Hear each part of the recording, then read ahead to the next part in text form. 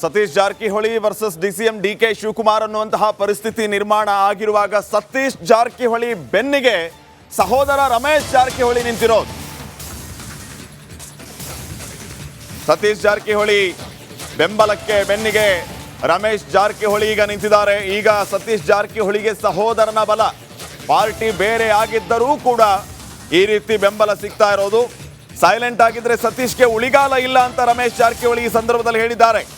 ಸುದ್ದಿಗೋಷ್ಠಿಯಲ್ಲಿ ಬಿಜೆಪಿ ನಾಯಕ ರಮೇಶ್ ಜಾರಕಿಹೊಳಿ ತಮ್ಮನ ಪರವಾಗಿ ಮಾತಾಡಿದ್ದಾರೆ. ಕಟ್ಟಡ ಖರೀದಿಗೆ ಮೊದಲು 27 ಲಕ್ಷ ಹಣವನ್ನು ನಾನು ತುಂಬಿದೆ. ಕಟ್ಟಡ ನಿರ್ಮಾಣಕ್ಕೆ 1,27,00,000 ರೂಪಾಯಿ ಕೊಟ್ಟಿದ್ದೇನೆ. ಕಟ್ಟಡ ನಿರ್ಮಾಣದಲ್ಲಿ ಗೋಲ್ಮಾಲ್ ಆಗಿದೆ ಅಂತ ಹೇಳ್ತೀನಿ. ಕಟ್ಟಡ ನಿರ್ಮಾಣ ವಿಚಾರದಲ್ಲಿ ಡಿಕೆ ಶಿವಕುಮಾರ್ ಅವರು ಸುಳ್ಳು ಹೇಳಿದ್ದಾರೆ. ಸತೀಶ್ ಜಾರಕಿಹೊಳಿ ಯಾವುದೇ ಕಾರಣಕ್ಕೂ ಯಾವ ವಿಚಾರ ಬಂದರೂ ಕೂಡ ಸೈಲೆಂಟ್ ಆಗಿರಬಾರ್ದು. ಅವರು ಸೈಲೆಂಟ್ ಆಗಿದ್ರೆ ಅವರಿಗೆ ಉಳಿಗಾಲ ಇಲ್ಲ ಅಂತ ಹೇಳಿದ್ದಾರೆ.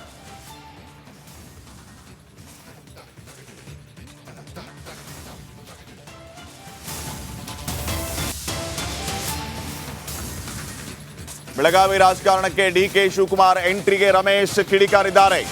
ಕಾಂಗ್ರೆಸ್ ಕಚೇರಿ ನಿರ್ಮಾಣಕ್ಕೆ ಸತೀಶ್ ಕೊಡುಗೆ ಇದೆ. ಅರ್ಧ ಕಾಮಗಾರಿ ಆಗಿದ್ದ ಕಟ್ಟಡವನ್ನ ಪೂರ್ಣಗೊಳಿಸಿದ್ದಾರೆ. ನಾನು ಜಿಲ್ಲಾ ಉಸ್ತುವಾರಿಯಾಗಿದ್ದಾಗ ಡಿಕೆಶಿ ಎಂಟ್ರಿಗೆ ಬಿಡಲಿಲ್ಲ. ಬೆಳಗಾವಿ ರಾಜಕಾರಣಕ್ಕೆ ಡಿಕೆಶಿ ಎಂಟ್ರಿ ಆಗೋದಕ್ಕೆ ಕೊಟ್ಟಿಲ್ಲ.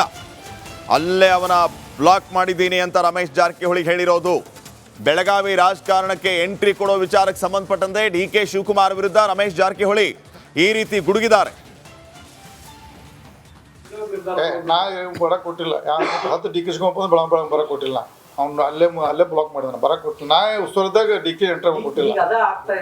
ಇಲ್ಲ, ನಮ್ಮ ಸಂಬಂಧ ಪಕ್ಷದ ಅದು ಕಾಂಗ್ರೆಸ್ ಆಂತರಿಕ ಸಮಸ್ಯೆ. ನಾ ಕಾಂಗ್ರೆಸ್ ಪಕ್ಷ ಶಾಸಕ ಮಂತ್ರಿ ಬೆಳಗಾವಿ ಜಿಲ್ಲೆ ಉಸ್ತುವಾರಿದಾಗ ಅವ್ನು ಬರಕ್ ಕೊಟ್ಟಿಲ್ಲ. ಇಲ್ಲಿ ನಾ ಬರಕ್ ಕೊಟ್ಟಿಲ್ಲ. ನನ್ನ ಅಧಿಕಾರ ನಡೆಸಿದ್ದೀನಿ. ಬಟ್ ಸಾಮೂಹಿಕ ನಾಯಕತ್ವದಲ್ಲಿ ಬೆಳಗಾವಿ ಮಟ್ಟದಲ್ಲಿ ಡಿ ಕೆ ಶಿವಕುಮಾರ್ ಜಿಲ್ಲಾದ ಅವರ ಸ್ವಂತ ಬರ್ಕೊಂಡು ಯಾರಿಗೂ ದೇವ್ರ ಅವರದೇ ಲಕ್ಷ್ಮೀ ಅಧ್ಯಕ್ಷರು ಅವ್ರು ಏನು ಬರ್ಕೊಂಡು ದೇವ್ರಿಗೆ ಗೊತ್ತು. ನಾವ್ಯಾಕೆ ಒಂದು ಈಗ ನಿಮ್ಮ ಬಗ್ಗೆ ಇನ್ನಷ್ಟು ಮಾಹಿತಿಯನ್ನ ನೀಡ್ತಾರೆ ಪ್ರತಿನಿಧಿ ಮೈಲಾರಿ ಪಟಾತ್. ಈಗ ಫೋನ್ ಸಂಪರ್ಕದಲ್ಲಿ ಮೈಲಾರಿ, ಗಮನಿಸ್ತಾ ಇದ್ದೀವಿ Ramesh Jarkiholi versus D K Shivakumar ಅನ್ನುವಂಥದ್ದು ಮೊದಲಿನಿಂದಾನೂ ಇರೋದು. ಈಗ ಡಿ ಕೆ ಶಿ ಬೆಳಗಾವಿ ರಾಜಕಾರಣಕ್ಕೆ ಎಂಟ್ರಿ ಕೊಡೋದು ಇವರಿಗೆ ಭಾರಿ ಆಕ್ರೋಶಕ್ಕೆ ಕಾರಣ ಆಗಿದೆ. ಯಾವೆಲ್ಲ ವಿಚಾರಗಳನ್ನು ಪ್ರಸ್ತಾಪ ಮಾಡಿದ್ದಾರೆ ರಮೇಶ್?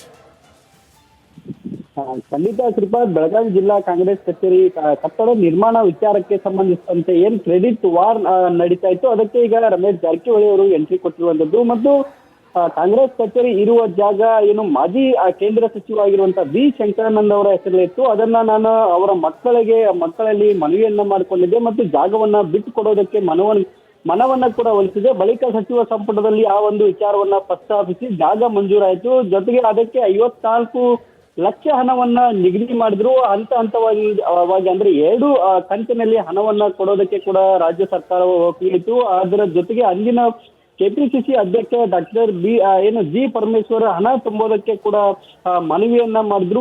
ಬಹಳ ಆಗುತ್ತದೆ, 2 ಹಂತದಲ್ಲಿ ಹಣ ಕೊಡಬೇಕು ಅನ್ನೋ ನಿಟ್ಟಿನಲ್ಲಿ ಅವತ್ತು ಅನುಮತಿ ಕೂಡ ಸಿಕ್ತು. ಬಳಿಕ ಮೊದಲ ಕಂತನ್ನ ನಾನು ಸ್ವತಃ 27 ಲಕ್ಷ ಹಣವನ್ನ ಕೊಟ್ಟೆ. ನಂತರ ಜಾಗವನ್ನ ಕೂಡ ಖರೀದಿ ಆಯ್ತು. ಅದಾದ ನಂತರ ಅದು ಕಾಮಗಾರಿ ಆಗಲಿಲ್ಲ, ನೆನಗುದಿ ಕೂಡ ಬಿತ್ತು. ಮತ್ತು ನಾನು ಮಂತ್ರಿ ಆದ ನಂತರ ಅಂದ್ರೆ ಬೆಳಗಾವಿ ಉಸ್ತುವಾರಿ ಸಚಿವ ಆದ ನಂತರ ಕಟ್ಟಡ ನಿರ್ಮಾಣಕ್ಕೆ ಸುಮಾರು 1 ಕೋಟಿ ಹಣವನ್ನ ಕೊಟ್ಟಿದ್ದೇನೆ. ಒಟ್ಟಾರೆ 1,27 ಲಕ್ಷ ಹಣವನ್ನ ಕೊಟ್ಟು ಕಟ್ಟಡ ನಿರ್ಮಾಣದ ಮಾಡಿದ್ದೇವೆ. ಮತ್ತು ಅದರಲ್ಲಿ ಸತೀಶ್ ಜಾರಕಿಹೊಳಿ ಅವರ ಕೊಡುಗೆ ಇದೆ ಅನ್ನೋ ಒಂದು ಮಾತನ್ನ ಕೂಡ ಹೇರುವಂತದ್ದು. ಮತ್ತು ಕಾಂಗ್ರೆಸ್ ಕಚೇರಿಯಲ್ಲಿ ನಾನೇ ನಿರ್ಮಾಣ ಮಾಡಿದ್ದು ಅಂತ ಲಕ್ಷ್ಮೀ ಹೆಬ್ಬಾಳ್ಕರ್ ಹೇಳ್ತಿರೋದು ತಪ್ಪು ಅನ್ನೋ ಒಂದು ವಿಚಾರವನ್ನ ಕೂಡ ಹೇರುವಂತದ್ದು. ಸಚಿವೆ ಲಕ್ಷ್ಮೀ ಹೆಬ್ಬಾಳ್ಕರ್ ಎಷ್ಟು ಹಣ ಕೊಟ್ಟಿದ್ದಾರೆ ಅನ್ನೋ ವಿಚಾರ ನನಗೆ ಗೊತ್ತಿಲ್ಲ. ಆದ್ರೆ ಕಾಂಗ್ರೆಸ್ ಕಚೇರಿ ಕಟ್ಟಡ ನಿರ್ಮಾಣ ವಿಚಾರದಲ್ಲಿ ಡಿ ಕೆ ಶಿವಕುಮಾರ್ ಅವರು ಸುಳ್ಳು ಹೇಳುತ್ತಿದ್ದಾರೆ. ಇದನ್ನ ನಾನು ಖಂಡಿಸ್ತೇನೆ ಅನ್ನೋ ಒಂದು ಮಾತನ್ನ ಕೂಡ ಹೇರುವಂತದ್ದು. ಜೊತೆಗೆ ಇಲ್ಲಿ ಸಹೋದರ ಸತೀಶ್ ಜಾರಕಿಹೊಳಿ ಅವರಿಗೆ ಬೆನ್ನಿಗೆ ನಿಲ್ಲುವ ಕೆಲಸವನ್ನ ಕೂಡ ಡಿ ಕೆ ಶಿ ಅವರು ಮಾಡ್ತಿರುವಂತದ್ದು. ಮತ್ತು ಬೆಳಗಾವಿ ಜಿಲ್ಲಾ ರಾಜಕಾರಣದಲ್ಲಿ ಡಿಕೆಶಿ ಅವರ ಹಸ್ತಕ್ಷೇಪ ವಿಚಾರಕ್ಕೆ ಕೂಡ ಅವರು ಪ್ರತಿಕ್ರಿಯೆಯನ್ನ ಕೊಟ್ಟಿದ್ದಾರೆ. ಕಾಂಗ್ರೆಸ್ ಸರ್ಕಾರ ಆಂತರಿಕ ವಿಚಾರ, ಅದರ ಬಗ್ಗೆ ನಾನು ಕಮೆಂಟ್ ಅನ್ನ ಮಾಡುದಿಲ್ಲ. ಆದ್ರೆ ನಾನು ಇದ್ದಂತಹ ಸಂದರ್ಭದಲ್ಲಿ ಅವರನ್ನ ಒಳಗಡೆ ಬಿಡೋದಕ್ಕೆ ಬಿಟ್ಟಿರಲಿಲ್ಲ ಅನ್ನೋ ಒಂದು ಮಾತನ್ನ ಕೂಡ ಹೇಳ್ತಿರುವಂತದ್ದು. ನಾನು ಜಿಲ್ಲಾ ಉಸ್ತುವಾರಿ ಸಚಿವನಿದ್ದಾಗ ಬೆಳಗಾವಿ ರಾಜಕಾರಣಕ್ಕೆ ಡಿಕೆಶಿ ಅವರಿಗೆ ಎಂಟ್ರಿ ಆಗಲು ಕೊಟ್ಟಿಲ್ಲ. ಜೊತೆಗೆ ಅವ್ರನ್ನ ಅಲ್ಲೇ ಬ್ಲಾಕ್ ಮಾಡಿದ್ದೆ ಅನ್ನೋ ಒಂದು ಮಾತನ್ನ ಕೂಡ ಹೇರುವಂತದ್ದು. ಜೊತೆಗೆ ನಾನು ಕಾಂಗ್ರೆಸ್ ಪಕ್ಷದಲ್ಲಿ ಶಾಸಕ ಮಂತ್ರಿ ಇದ್ದಾಗ ಆತನನ್ನು ಯಾವುದೇ ಕಾರಣಕ್ಕೂ ಇಲ್ಲಿ ಬಿಟ್ಟಿರಲಿಲ್ಲ. ಆದ್ರೆ ಸಾಮೂಹಿಕವಾಗಿ ಅವ್ರು ಏನ್ ಹೇಳ್ತಿದ್ರು, ಆ ಒಂದು ಸಲಹೆಯನ್ನ ನಾನು ಸ್ವೀಕಾರ ಮಾಡ್ತಿದ್ನಿ ಅನ್ನೋ ಒಂದು ಮಾತನ್ನ ಕೂಡ ಸೇರುವಂತದ್ದು ಮತ್ತು ಕಟ್ಟಡ ಆಗುವಾಗ ಲಕ್ಷ್ಮೀ ಹೆಬ್ಬಾಳ್ಕರ್ ಅವರು ಅಧ್ಯಕ್ಷರಾಗಿದ್ರು. ಆ ವೇಳೆ ಇಲಕ್ಕ ಪತ್ರ ಮಾಡಿದ್ದಾರೆ. ಅದು Satish Jarkiholi versus DCM DK Shivakumar ಅನ್ನುವಂತಹ ಪರಿಸ್ಥಿತಿ ನಿರ್ಮಾಣ ಆಗಿರುವಾಗ ಸತೀಶ್ ಜಾರಕಿಹೊಳಿ ಬೆನ್ನಿಗೆ ಸಹೋದರ ರಮೇಶ್ ಜಾರಕಿಹೊಳಿ ನಿಂತಿರೋದು. ಸತೀಶ್ ಜಾರಕಿಹೊಳಿ ಬೆಂಬಲಕ್ಕೆ ಬೆನ್ನಿಗೆ ರಮೇಶ್ ಜಾರಕಿಹೊಳಿ ಈಗ ನಿಂತಿದ್ದಾರೆ. ಈಗ ಸತೀಶ್ ಜಾರಕಿಹೊಳಿಗೆ ಸಹೋದರನ ಬಲ. ಪಾರ್ಟಿ ಬೇರೆ ಆಗಿದ್ದರೂ ಕೂಡ ಈ ರೀತಿ ಬೆಂಬಲ ಸಿಗ್ತಾ ಇರೋದು. ಸೈಲೆಂಟ್ ಆಗಿದ್ರೆ ಸತೀಶ್ಗೆ ಉಳಿಗಾಲ ಇಲ್ಲ ಅಂತ ರಮೇಶ್ ಜಾರಕಿಹೊಳಿ ಈ ಸಂದರ್ಭದಲ್ಲಿ ಹೇಳಿದ್ದಾರೆ. ಸುದ್ದಿಗೋಷ್ಠಿಯಲ್ಲಿ ಬಿಜೆಪಿ ನಾಯಕ ರಮೇಶ್ ಜಾರಕಿಹೊಳಿ ತಮ್ಮನ ಪರವಾಗಿ ಮಾತಾಡಿದ್ದಾರೆ. ಕಟ್ಟಡ ಖರೀದಿಗೆ ಮೊದಲು 27 ಲಕ್ಷ ಹಣವನ್ನು ನಾನು ತುಂಬಿದೆ. ಕಟ್ಟಡ ನಿರ್ಮಾಣಕ್ಕೆ 1,27,00,000 ರೂಪಾಯಿ ಕೊಟ್ಟಿದ್ದೇನೆ. ಕಟ್ಟಡ ನಿರ್ಮಾಣದಲ್ಲಿ ಗೋಲ್ಮಾಲ್ ಆಗಿದೆ ಅಂತ ಹೇಳ್ತೀನಿ. ಕಟ್ಟಡ ನಿರ್ಮಾಣ ವಿಚಾರದಲ್ಲಿ ಡಿಕೆ ಶಿವಕುಮಾರ್ ಅವರು ಸುಳ್ಳು ಹೇಳಿದ್ದಾರೆ. ಸತೀಶ್ ಜಾರಕಿಹೊಳಿ ಯಾವುದೇ ಕಾರಣಕ್ಕೂ ಯಾವ ವಿಚಾರ ಬಂದರೂ ಕೂಡ ಸೈಲೆಂಟ್ ಆಗಿರಬಾರ್ದು. ಅವರು ಸೈಲೆಂಟ್ ಆಗಿದ್ರೆ ಅವರಿಗೆ ಉಳಿಗಾಲ ಇಲ್ಲ ಅಂತ ಹೇಳಿದ್ದಾರೆ.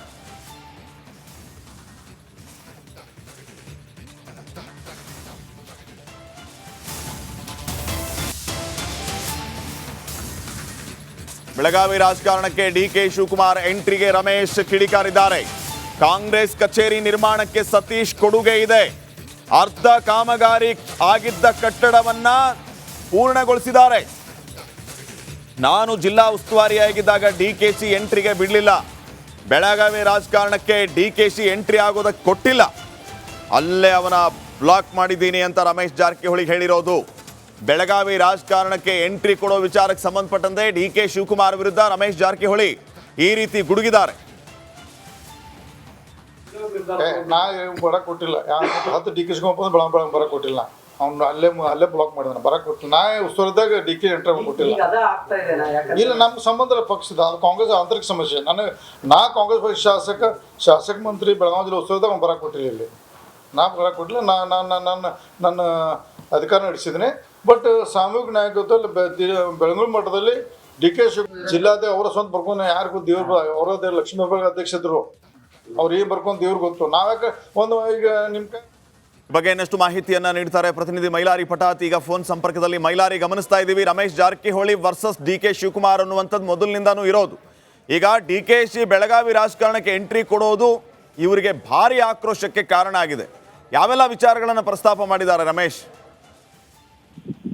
ಖಂಡಿತ ಶ್ರೀಪಾದ್, ಬೆಳಗಾವಿ ಜಿಲ್ಲಾ ಕಾಂಗ್ರೆಸ್ ಕಚೇರಿ ಕಟ್ಟಡ ನಿರ್ಮಾಣ ವಿಚಾರಕ್ಕೆ ಸಂಬಂಧಿಸಿದಂತೆ ಏನ್ ಕ್ರೆಡಿಟ್ ವಾರ್ ನಡೀತಾ ಇತ್ತು, ಅದಕ್ಕೆ ಈಗ ರಮೇಶ್ ಜಾರಕಿಹೊಳಿ ಅವರು ಎಂಟ್ರಿ ಕೊಟ್ಟಿರುವಂತದ್ದು. ಮತ್ತು ಕಾಂಗ್ರೆಸ್ ಕಚೇರಿ ಇರುವ ಜಾಗ ಏನು ಮಾಜಿ ಕೇಂದ್ರ ಸಚಿವ ಆಗಿರುವಂತಹ ವಿ ಶಂಕರಾನಂದ್ ಅವರ ಹೆಸರಲ್ಲಿತ್ತು. ಅದನ್ನ ನಾನು ಅವರ ಮಕ್ಕಳಲ್ಲಿ ಮನವಿಯನ್ನ ಮಾಡಿಕೊಂಡಿದ್ದೆ ಮತ್ತು ಜಾಗವನ್ನ ಬಿಟ್ಟು ಕೊಡೋದಕ್ಕೆ ಮನವನ್ನ ಕೂಡ ಒಲಿಸಿದೆ. ಬಳಿಕ ಸಚಿವ ಸಂಪುಟದಲ್ಲಿ ಆ ಒಂದು ವಿಚಾರವನ್ನ ಪ್ರಸ್ತಾಪಿಸಿ ಜಾಗ ಮಂಜೂರಾಯಿತು. ಜೊತೆಗೆ ಅದಕ್ಕೆ 54 ಲಕ್ಷ ಹಣವನ್ನ ನಿಗದಿ ಮಾಡಿದ್ರು.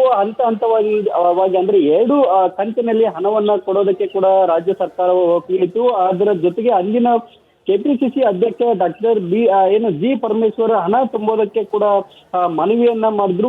ಬಹಳ ಆಗುತ್ತದೆ, 2 ಹಂತದಲ್ಲಿ ಹಣ ಕೊಡಬೇಕು ಅನ್ನೋ ನಿಟ್ಟಿನಲ್ಲಿ ಅವತ್ತು ಅನುಮತಿ ಕೂಡ ಸಿಕ್ತು. ಬಳಿಕ ಮೊದಲ ಕಂತನ್ನ ನಾನು ಸ್ವತಃ 27 ಲಕ್ಷ ಹಣವನ್ನ ಕೊಟ್ಟೆ. ನಂತರ ಜಾಗವನ್ನ ಕೂಡ ಖರೀದಿ ಆಯ್ತು. ಅದಾದ ನಂತರ ಅದು ಕಾಮಗಾರಿ ಆಗಲಿಲ್ಲ, ನೆನಗುದಿ ಕೂಡ ಬಿತ್ತು. ಮತ್ತು ನಾನು ಮಂತ್ರಿ ಆದ ನಂತರ ಅಂದ್ರೆ ಬೆಳಗಾವಿ ಉಸ್ತುವಾರಿ ಸಚಿವ ಆದ ನಂತರ ಕಟ್ಟಡ ನಿರ್ಮಾಣಕ್ಕೆ ಸುಮಾರು 1 ಕೋಟಿ ಹಣವನ್ನ ಕೊಟ್ಟಿದ್ದೇನೆ. ಒಟ್ಟಾರೆ 1,27 ಲಕ್ಷ ಹಣವನ್ನ ಕೊಟ್ಟು ಕಟ್ಟಡ ನಿರ್ಮಾಣದ ಮಾಡಿದ್ದೇವೆ. ಮತ್ತು ಅದರಲ್ಲಿ ಸತೀಶ್ ಜಾರಕಿಹೊಳಿ ಅವರ ಕೊಡುಗೆ ಇದೆ ಅನ್ನೋ ಒಂದು ಮಾತನ್ನ ಕೂಡ ಹೇರುವಂತದ್ದು. ಮತ್ತು ಕಾಂಗ್ರೆಸ್ ಕಚೇರಿಯಲ್ಲಿ ನಾನೇ ನಿರ್ಮಾಣ ಮಾಡಿದ್ದು ಅಂತ ಲಕ್ಷ್ಮೀ ಹೆಬ್ಬಾಳ್ಕರ್ ಹೇಳ್ತಿರೋದು ತಪ್ಪು ಅನ್ನೋ ಒಂದು ವಿಚಾರವನ್ನ ಕೂಡ ಹೇರುವಂತದ್ದು.